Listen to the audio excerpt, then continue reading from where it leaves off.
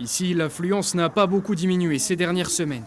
Les salariés du Technome de Belfort sont environ 160 chaque midi à venir déjeuner dans ce restaurant, avec ou sans passe sanitaire.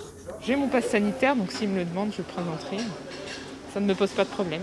Je trouve ça un petit peu injuste, parce que pour certains, on le demande, alors que pour d'autres, on ne le demande pas. Et moi, je trouve ça un peu choquant.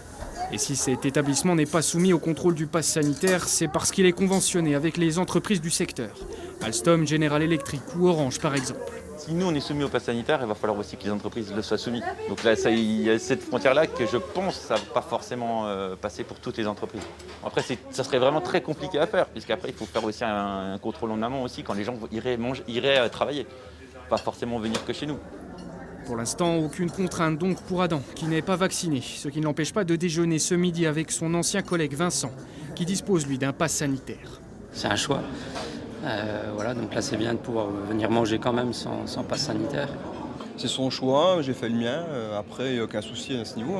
Voilà. Il faut vivre avec le virus maintenant, donc on va pas faire des ségrégations entre personnes. Je trouve ça un peu dommage en fait. Et avec l'élargissement des contrôles aux lieux de culture et aux terrasses, le restaurant d'entreprise est finalement l'un des rares lieux de brassage entre vaccinés et non vaccinés. C'est un des rares endroits, effectivement, sauf qu'ils sont soumis à un protocole sanitaire, donc ils conservent le masque tant qu'ils ne sont pas à table.